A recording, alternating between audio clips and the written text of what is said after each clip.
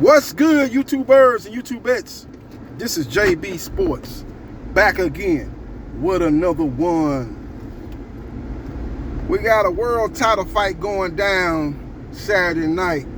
Las Vegas, Nevada, aka Sin City. You have the WBO junior middleweight champion Sebastian Fundura, aka the Towering Inferno, taking on former unified welterweight champion Keith Thurman. Now Thurman only loss that he's taken in his professional career was at the hands of Manny Pacquiao, aka Pac-Man. The Filipino icon beat him by split decision, dropped him late in that fight in the second half of that matchup, and that secured the win as he was able to get the decision by split decision. One judge gave it to Keith, and the other two gave it to Manny in a very, very exciting fight. One of the most exciting welterweight matchups of the last 10 years when you talk about title fights. Now, we had some good matchups. We had Keith Thurman against Sean Porter. That fight should have been in the running for fight of the year, that particular year that it transpired, but it never got mentioned from what I remember. I don't never remember that fight even in the running. That was a great matchup. Keith Thurman been in some great fights. The fight with Soto Carras was a good fight. The fight with Robert the Ghost Guerrero was a good fight. Keith Thurman has been in boxing for 30 years. He's looking to become champion in the second weight class. He'll be taking on a guy that throws punches in bunches. 6'6". The cheat code has a physical advantage over every opponent that he has fought thus far. He's got a beautiful uppercut, and for a guy that is tall as he is, he's a great inside fighter. So it's going to be a great matchup with two action-packed fighters. Keith Thurman has never been in a boring fight.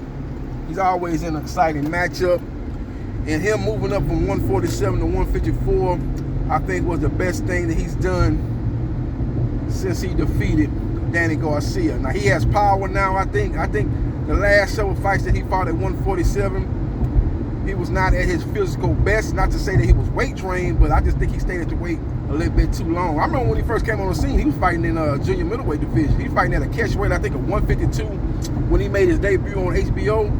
But he went down to the glamour division when you talk about the lower weights in boxing, the welterweight division, and campaigned at that weight class for many years, and he was able to come unified a welterweight champion. He'll be taking on a guy that is chinny. He's a guy that is very offensive minded, but has holes in his defense. He's a guy that has a great jab, a great 1-2, good uppercut, but doesn't use his height, in my opinion. Now, he started using in his last couple fights, using his height very well, but early on in his career, he was a guy that was 6'6", but fought like he was 5'6".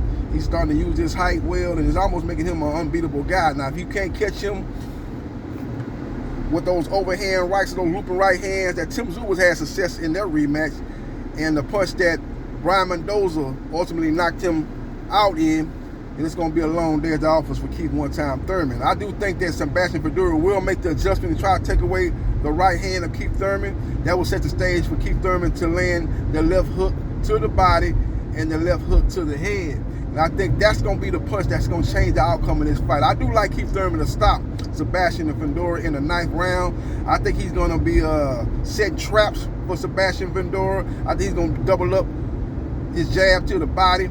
I think he's going to try to get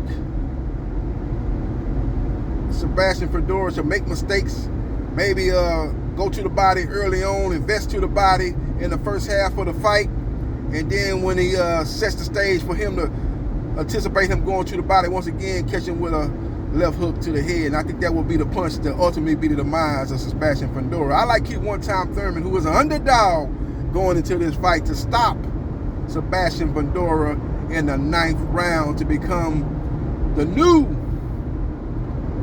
WBC junior middleweight champion. So we will see what happens, and we will see what transpires. Now, if you think Fundura is going to win the fight, let me know that in the comment section. If you think he's going to win by knockout, give me the round in the comment section that you are predicting the fight to end in. JB Sports, the man, the myth, the legend, is going out on a limb to take out on all you naysayers who think that Keith Thurman has been too inactive. He's been out of the ring too long. He's giving up too many physical advantage in a guy that has seen his better days in boxing. I'm here to let you know that I think he's going to turn back the clock. I don't think he really lost that much. Him being inactive is going to be a blessing in disguise, in my opinion. He's not shot worn like a lot of the fighters have been fighting all those years and all those times that he was sitting on the sideline due to injuries. Guys like Shawn Porter are no longer fighting. Guys like Terrence Crawford, who didn't take a lot of punishment throughout his career, he's retired. Guys like Danny Garcia are retired. But Keith Thurman, who was in that same era, is still fighting.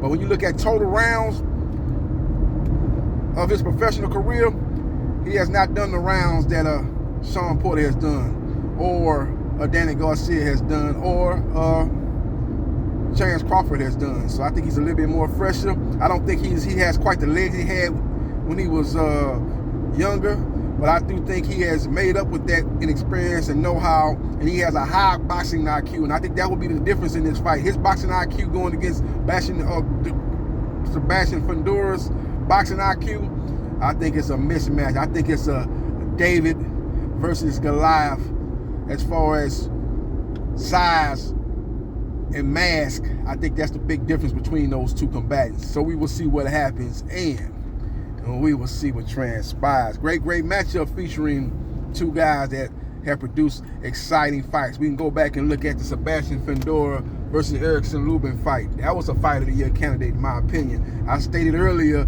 when Keith Thurman took on Shawn Porter, that was a fight of the year candidate.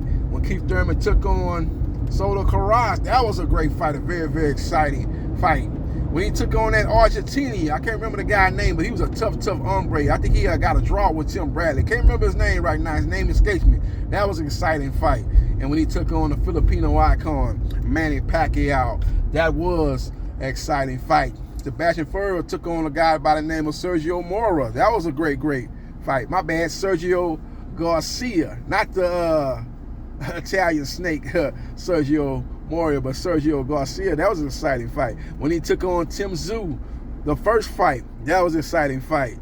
Won that fight by split decision. And then in a rematch, he was ultimately able to stop Tim Tszyu in the middle portion of that fight, and that was an exciting fight. So both of these guys put on fan-friendly, exciting matchups. Both guys will not have to look forward to find their opponent. It won't be a situation where you're going to have to cut the ring off. You're going to have to basically try to make the fight for a guy that's moving around just trying to stay defensive. You're not going to see that type of fight. You're going to see two guys that's going to be in the middle of that ring, letting their hands go and putting on an offensive display which will, in their opinion, lead them to get the victory in one of the biggest fights of 2026. So we will see what happens, and we will see what transpires. For all the naysayers that's saying the PBC is dead, PBC is again putting on a big fight, and the PBC, in my opinion, still is the #1 promotional company, the #1 boxing platform here in the good old USA. If you disagree,